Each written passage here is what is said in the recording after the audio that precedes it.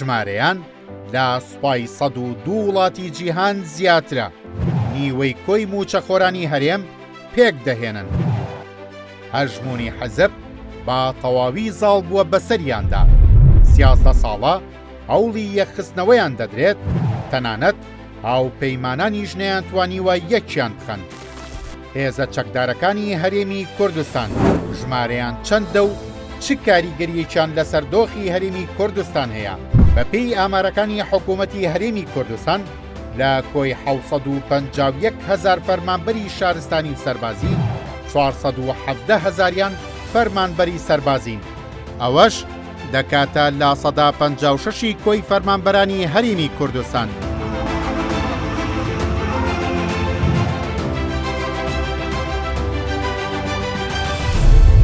مانگانە لە کۆی 895 ملیارد دیناری کۆی پاری موچەخۆرانی هەرێمی کوردستان 374 ملیار و 547 ملیۆن دیناری بۆ فەرمانبەرانی سەربازی و 75 ملیار و 630 ملیۆن دیناریش بۆ خانەنشینانی سەربازی دەچێت. تێگڕای دەکاتە لە 150.3 کۆی موچەی موچەخۆران.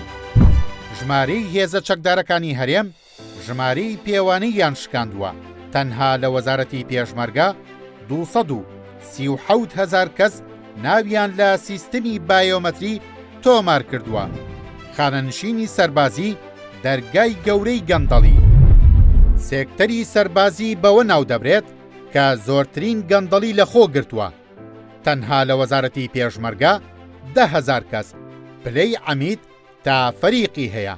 لە کاتێکدا سوپای ئەمریکا کە ژمارەی 1,300,000 سەربازە تەنها 500 بۆ 800 پلەی عەمید تا فەریقی هەیە.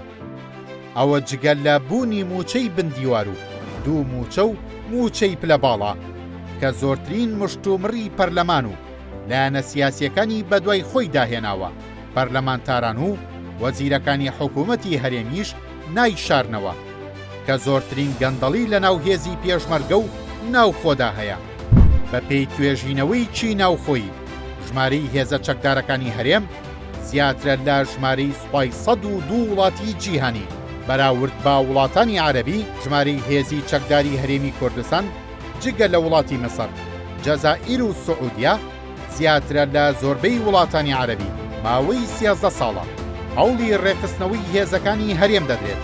ململانی سیاسی و سەربازی یانەکە و پەدەکە بەلەمپەڕی بەردەم ئەم هەوڵەتدا دەنرێت.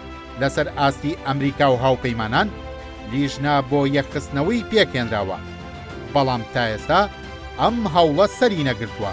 وەزارەتی پێشمەرگەش نکۆڵی لەوە ناکات کە قەبارەی هێزەکان هۆکارێکی سەرەکی یەکنەخستنەوەیانە. بەو پێیەی دەبێت ژمارەیان لە 120,000 پێشمەرگە زیاتر نەبێت. بەڵام ژمارەی ئێستای هێزەکانی پێشمەرگە نزیک دەبێتەوە لە 2 هێندە.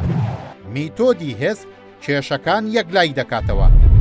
بەڕای پسپۆڕانی سەربازی یانەکە و پەدەکە ئەو هێزانیان بەکارهێناوە بۆ بەهێزکردنی پێگەی خۆیان. هەمیشە قسەی کۆتایی لای ئەوانە بووە کە هێزیان هەیە. هەر کاتێک خاوەن هێزەکان کێشە کەوتبێتە نێوانیانەوە جوڵەیان بەو هێزانە کردووە. زۆر جاریش لە دژی یەک بەکاریان هێناون و سەرهەڵدانەوەی شەڕی ناوخۆ تا بە ئەمڕۆژ وەکو کارتێکی مەترسیدارە لە دەستی لایەنەکان. باڵادەستی حەزب لەسەر هێزی سەربازی بۆتە هۆکاری پەکخستنی پرۆسەی دیموکراسی لە باشووری کوردستان.